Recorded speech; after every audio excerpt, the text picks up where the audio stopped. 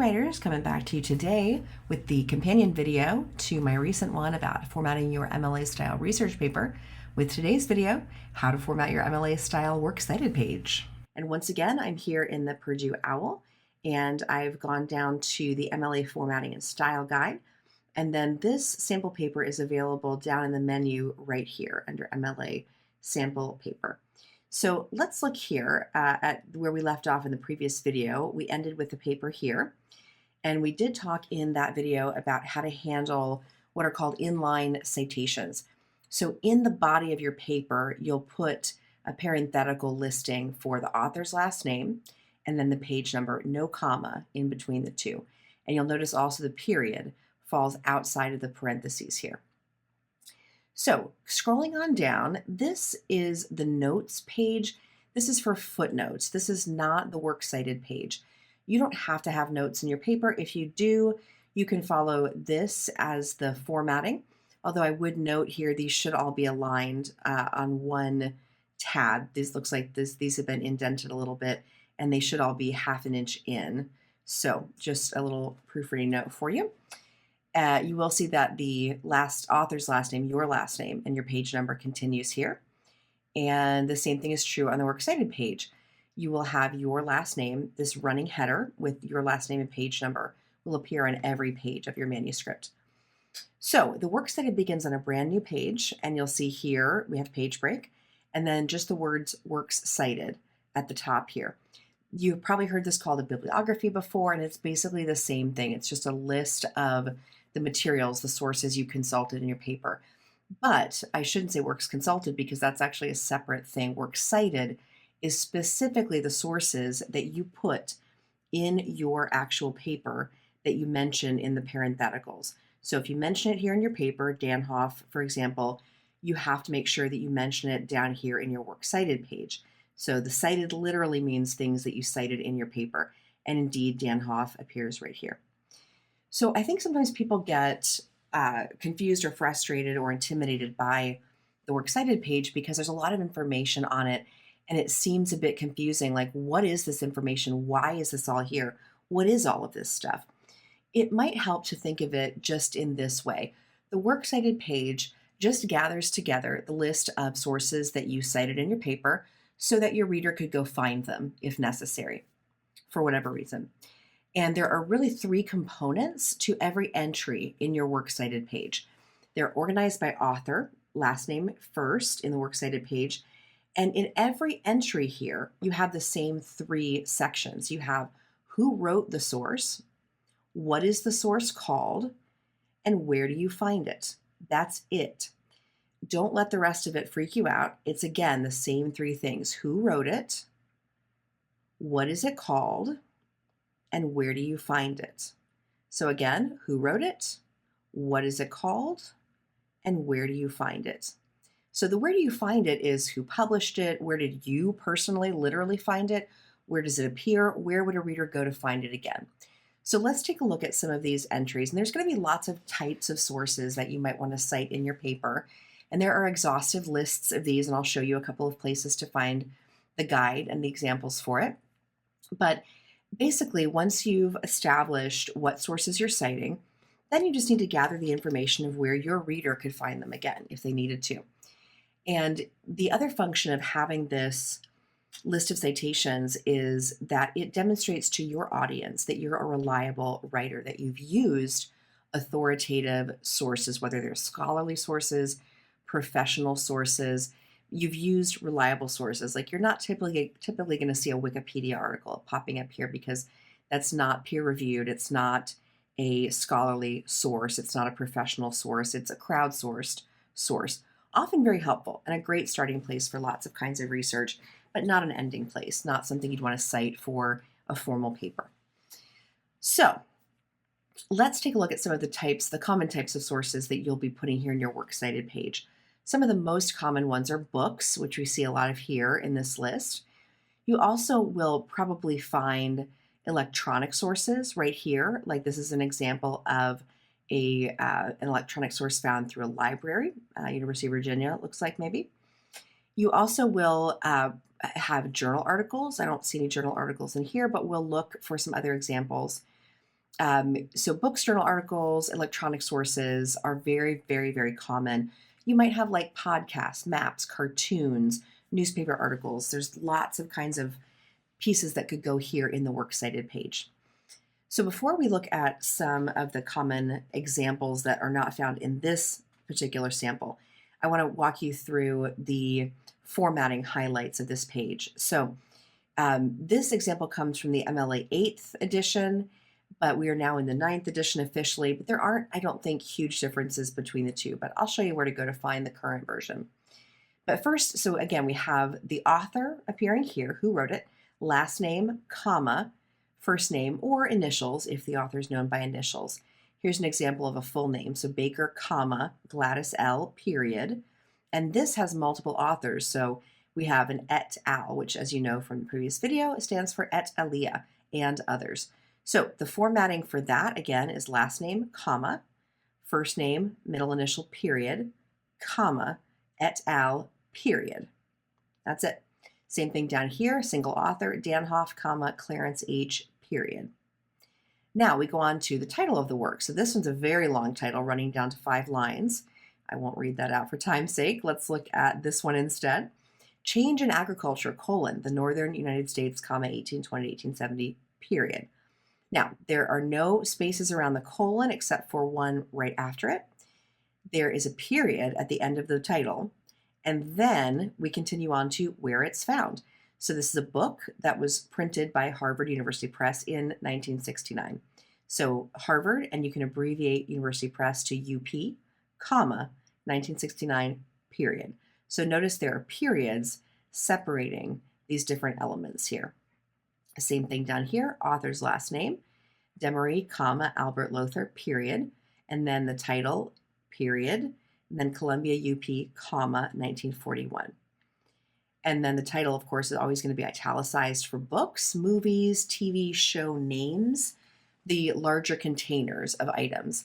If you have individual things within that container, let's say a book chapter, an essay, an episode of a TV show, those are all put in double quotation marks, like this right here.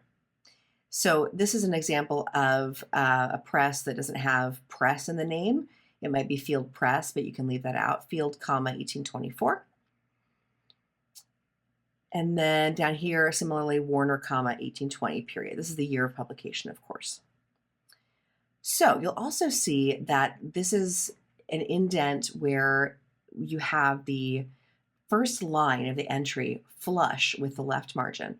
And then the subsequent lines of that entry are indented 1/2 inch.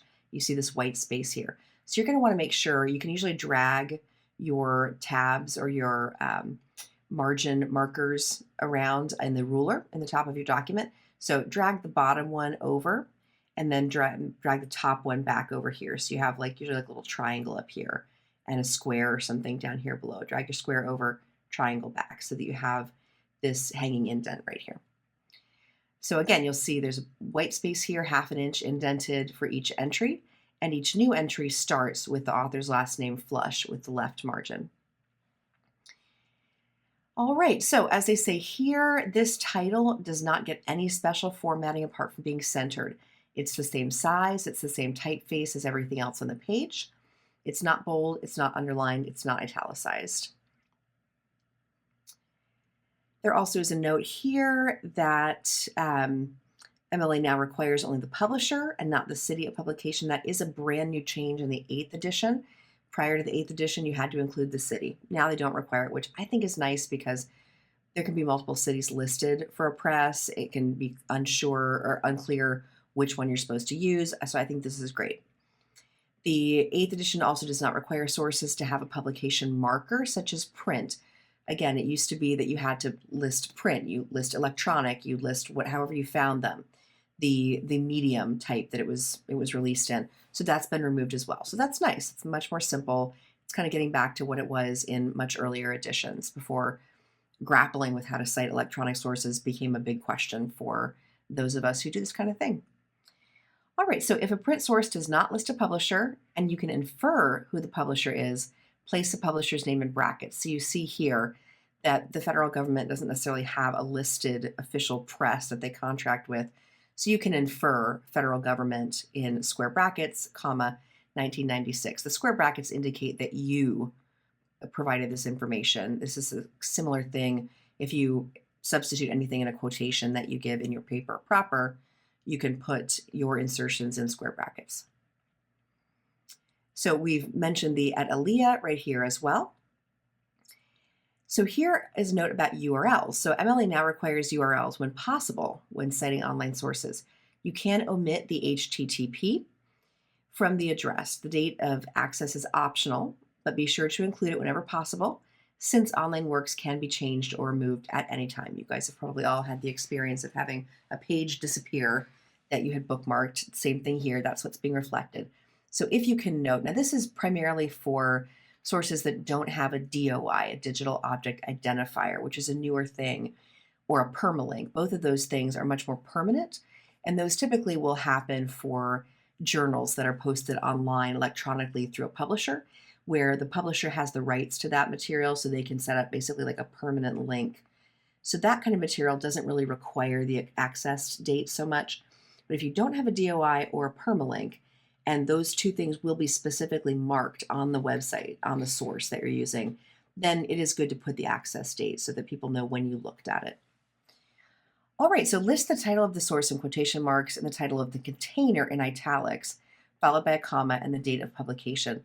Since this is an online source, include the URL and date of access. This container language is newer for MLA. They've now started referring to overall works as containers. So like I said earlier, a novel, a play, the name of a TV show, all of those are like overall works, they're containers. Within that container, there are individual chapters, individual episodes, individual poems, individual essays. And so you note the container with italics. You note the item within the container here in double quotation marks. And again, you have a period here.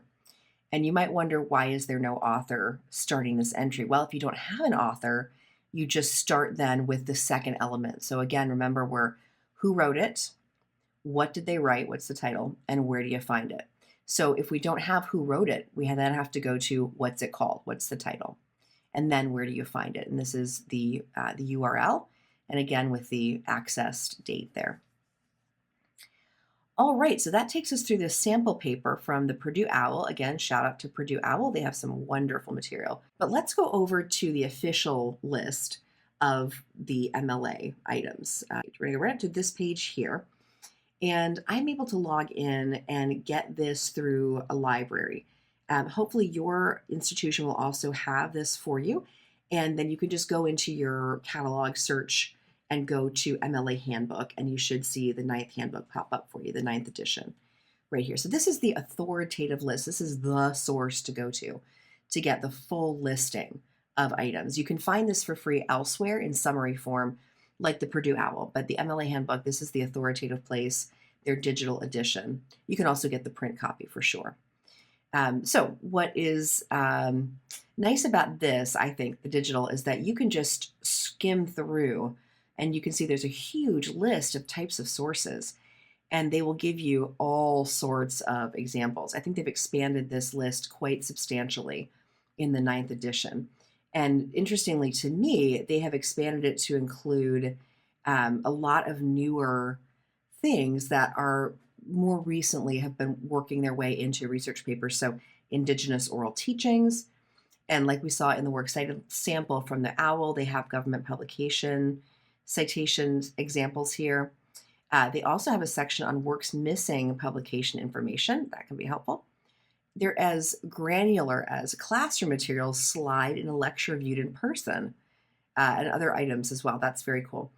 And if we skim back up here, some things to note that you might run across are brochures and pamphlets, maps, charts, and tables. Maybe you would run into an interview, and here's how to cite that, especially if you're in like the social sciences or doing anthropology. You can cite live performances, visual art. This is great. If you hear something on the radio, podcasts, that's a great one, audiobooks. And then I also saw up here video games and virtual reality. So these are newer editions. I haven't looked at the most recent edition list, but I imagine these are fairly new. And then they've got streaming episodes as well. So there's a bunch of different types of works in here. So you can skim through websites, and you can also, I imagine, do a Control F and find if you know how MLA describes the type of thing that you're looking for. So let's look at some common ones. Books by one author we went through in the example works cited page, but I'll just walk you through here again quickly. Name of the author again, who wrote it, what's it called, Blues, Legacies, and Black Feminism, Gertrude Ma Rainey, Bessie Smith, and Billie Holiday, period. Where do you find it? Pantheon, 1998, period. If we scroll down here, we see how to cite books by two authors, books by three or more authors, books by an unknown author. I run into these a lot because of my medieval studies work. So you just start with the title. Again, if we don't know who wrote it, then we go to what it's called and where to find it. We also have, if we scroll down here, edited books. And for this, you will put as if it's an author, and then comma, editors or editor. And then what's it called? Title, where do you find it? Right here. So it's the same type of, the same three elements every single time. Translated books, lots about books. So let's scroll down here and find journals, which is another very common thing I want to point you to. Let's do poems in a book since they're popping up here. So poem in a book, this is a good example of how to cite the container and then an item within the container. So again, who wrote it? Minnis, comma, Chelsea, period. What's it called? Laziness, in quotation marks, in the larger container of Baby, I Don't Care. And interestingly, you'll see there's a difference here. There's a period after laziness, but there's a comma after this. And so this, I think, is a good example of a blurring of the lines between element 2 and element 3. So who wrote it, still broken out by a period. What's it called is this element is here, ending with a period. But this, they have basically put into category 3 or element 3 of where do I find it? So you find laziness in Baby, I Don't Care, comma, Wave Books, comma, 2018, comma, page numbers. If we go down to, let's look at scholarly journals. This is a very common one. So scholarly journals are going to be, again, the same three elements, right? Who wrote it? Boggs, comma, Colleen Glennie, period. What's it called? Public Reading in the Civil War Draft Lottery, period, in quotation marks here. Where do you find it? Right here. But there's more information obviously here than for a book because you have to dig a little deeper to find where this specific article is. It's located in the container of a journal called American Periodicals, italicized because that's the container, comma, volume period, VOL period for volume 26, comma, number period 2, comma, 2016, comma, PP period for pages 149 to 66, period. And a couple things to note here, they've expanded this. It used to be just American Periodicals 26.2, but they've expanded this fully into volume 26, number 2, all with commas, year of publication, comma, and then they've added the PP in here. And you'll notice this is actually, there are different kinds of dashes. There's a hyphen, an N dash, and an M dash, and they have to do with the length of the dash. This is an N dash. It's the length of an N. If you think about an N being written below this line is as long as the top of an N. An M is double this because it's M. So a little bit of a finicky, nitpicky point, but page numbers are not listed actually with hyphens. They are listed with N dashes. And on a Mac, you can do Control hyphen key, which is up close to your delete key. And then to do an M dash, you can do, or maybe Option Command hyphen key. But anyway, you can look it up. There's a shortcut on your keyboard. And I think for Windows users as well, you can find a quick way to do that. So, all right. And then other varieties of journals, things like, or types of elements you would see in a journal article or journal with an issue number, article in a journal with a season. Here they've got spring 2008 instead of just the date. And so you can skim down here for all the different varieties of journal articles that you're going to run into. And then let's look at this one because this is also super, super common. Let's say you didn't go to the physical book of the journal. You went to an electronic copy of the article. So this is the one that you're going to want to look at. And Project Muse is a very common database to find journal articles in. So again, all the same elements as usual. Who wrote it? Chan, comma, Evans, period. What's it called? Postmodernism in Hong Kong Cinema, period, in double quotation marks. Where do you find it? Find it in the journal called Postmodern Culture, comma, volume 10, comma, number 3, comma, May 2000, period. And then here is the container you found it in. Project Muse, italicized because it's the database container name, comma, URL. And here is where there's an example of the DOI that I was mentioning. So digital object identifier, again, is what this stands for. And here they have included the HTTPS. So you then will do, again, the journal, electronic journal container, Project Muse, comma, DOI, period. You'll notice there is no date of access here because this is a fairly permanent link. Same thing down here, stable is another keyword for a link that is not going to be changing, and people can continue to use this link. So again, JSTOR, comma, and then the URL with jstor.org/stable. And you'll notice that HTTPS appears here, but not here, primarily because this is indeed a website, www, World Wide Web. This one actually requires this to be typed in before this, I believe. I'm not an expert on why www doesn't appear here, but just know for DOIs, this HTTPS should appear as part of the URL. Feel free to chime in the comments if you are up on the difference between those two, and you can fill the rest of us in. That would be terrific. All right, so you can scroll down here again, see a lot of really common things. If you cite a website, here's an example, a website with no author or editor, the name, what's it called? Folderpedia, period. Where's it found? Folder Shakespeare Library, comma, date, and then a comma, and then the URL for this, and then a period. If you do know the author's name, same thing, Nicholas Bouch, but Bouch, comma, Nicholas, period. The title of the website in italics, period. Where's it found? Stanford apparently has published this website. It has a date of 2016, and then here is the URL. All right, so those are really the kind of greatest hits of a works cited page. I don't want this video to get super, super long. I'll just wrap up by pointing out to you that, again, with this MLA handbook, you should be able to get it through your institutional library. You can also order a paper copy. You can order the electronic copy. It's not wildly expensive. And you can also find it through things like the Purdue OWL. You can also find things like Library of Congress. That's going to be a very reliable summary of MLA. So this one is still based on the 8th edition, but they do cite that for you so that you know what you're working with. I don't think there are huge changes between 8 and 9, but you can also find on the MLA website, you don't have to log in to see this, a chart of the differences between the two. And this is just going to be under, you can go to mla.org and then search for the 8th versus 9th editions. But you can also go to style.mla.org and probably get to this pretty quickly. But you can see here that it just breaks down. The 9th edition is way longer than the 8th edition. And I think primarily because they've increased their number of sample citations with an appendix of over 200 additional examples by publication format. So that looks to be, I think, and I haven't spent time sitting down digging through the two in comparison, but I suspect it's going to be in large part because of this massive expansion of sample citations and types of sources like video games. And then they also have included a new abbreviations list and then new guidance to help avoid plagiarism, which don't plagiarize. That's just the simple way to put it. And then here's some advice on how not to plagiarize in your own work. All right, so that wraps up our video here. Like, subscribe, comment, interact. Love to hear from you. And hopefully this will be helpful as you're writing your papers.